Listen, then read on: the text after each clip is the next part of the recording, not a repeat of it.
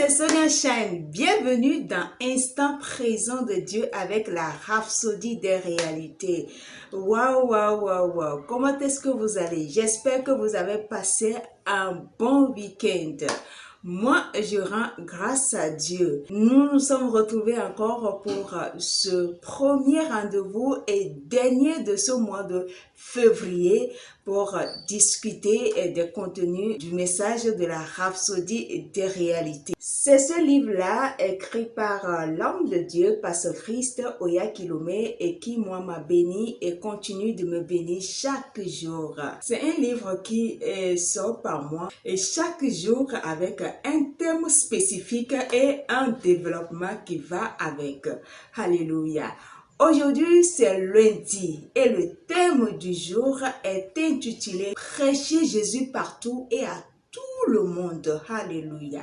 Le verset d'ouverture est tiré de Actes chapitre 4, verset 12. Là, il est écrit « Il n'y a de salut en aucun autre, car il n'y a sous le ciel aucun autre nom qui ait été donné parmi les hommes par lequel nous devons être sauvés. » C'est clair. L'enseignement du jour nous fait comprendre l'importance d'annoncer la bonne nouvelle au monde entier. C'est d'ailleurs la grande commission que Jésus-Christ nous a confiée, à laquelle Jésus-Christ nous avait appelés. Il a dit dans Matthieu que « Allez, faites de toutes les nations mes disciples, les baptisant au nom du Père et du Fils et du Saint-Esprit. » J'ai l'habitude de dire, quand tu es chrétien, le jour où tu as donné ta vie à Christ, en réalité, tu n'as plus rien à faire sur cette terre. Mais parce que la mission n'est pas encore finie. C'est pour cela, Dieu nous laisse encore sur cette terre pour que tous ceux qui ne savent pas encore que Jésus-Christ est venu mourir sur la croix pour eux, pour leur donner la vie en abondance, pour les sauver, pour les sortir de leur souffrance. C'est pour cela que nous sommes encore sur cette terre. Donc, Pasteur dit que l'évangile est certes disponible pour tout le monde et cela produira les résultats dans la vie de quiconque l'entend. Mais comment est-ce qu'ils peuvent l'entendre s'il n'y a personne pour le leur apporter? Et c'est justement là que nous intervenons. Vous et moi, nouvelles créatures, nous intervenons. Notre verset d'ouverture a été suffisamment clair là-dessus. Donc, pour être sauvé, il faut que des gens reçoivent Christ. Et il faut que des gens donnent leur vie à Christ.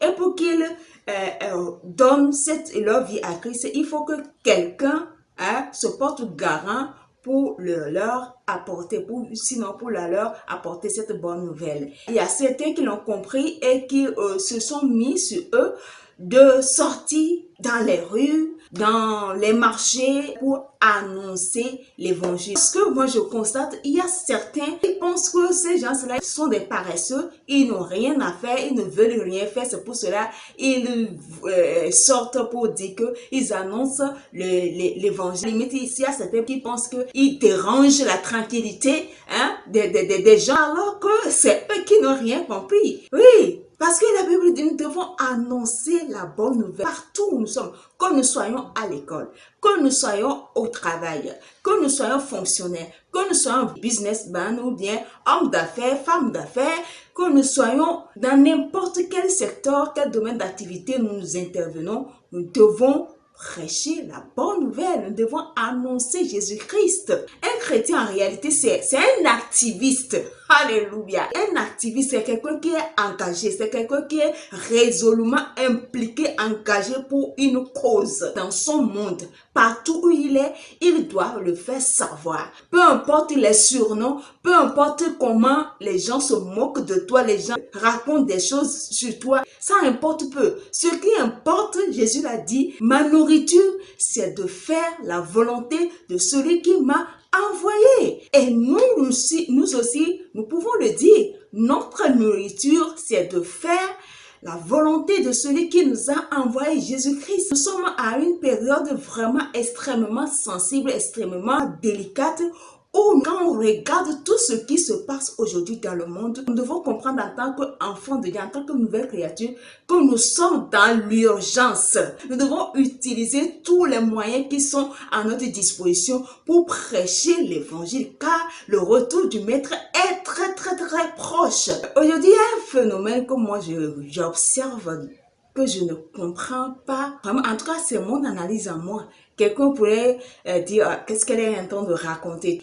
J'ai l'impression que pour la jeune génération chrétienne aujourd'hui, quand on donne sa vie à Christ, automatiquement, la première chose à laquelle on pense, si ce n'est pas trouver un mari ou bien trouver une femme pour me marier, c'est trouver un bon boulot, c'est avoir des enfants. C'est-à-dire que c'est devenu une peur, limite une hantise pour les chrétiens aujourd'hui. Ce n'est pas cela l'appel de chrétien. Ce n'est pas la chose qui devait nous importer. Non, ce n'est pas ça. Des gens se marient tellement à une allure. En tout cas, je n'ai rien contre le mariage. C'est très bien de s'engager quand on s'aime, de s'engager, mais il y a plus, il faut dépasser cette étape-là. Quand tu donnes ta vie à Christ, pose-toi la question, maintenant que j'ai reçu Christ, quelle est ma mission? Qu'est-ce que Dieu veut de moi? Qu'est-ce que je dois faire? Quelle est ma part dans le royaume? C'est à cela que nous devons nous atteler. N'oubliez pas que quand on parle du jugement dernier, ce n'est pas combien d'enfants tu as, ce n'est pas quelle femme tu as épousée, ce n'est pas quel diplôme tu as obtenu sur cette terre ou bien quelle étude tu as fait. Non, nous serons jugés selon ce que nous avions fait de notre temps. Comment nous avons utilisé notre temps pour la cause du royaume, pour le gain d'âme. En tout cas, c'est de cela qui est la question. Et puis, il y a un autre discours aussi que j'entends souvent.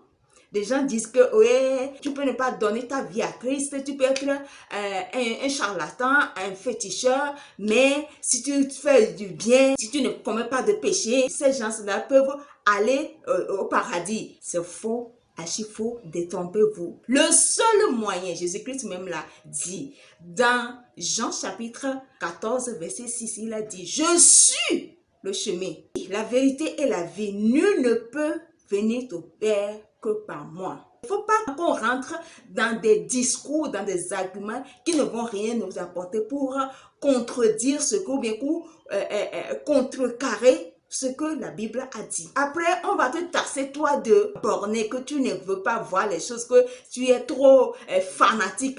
En tout cas, la vie, c'est un choix. Moi, je suis fanatique pour la cause de l'évangile.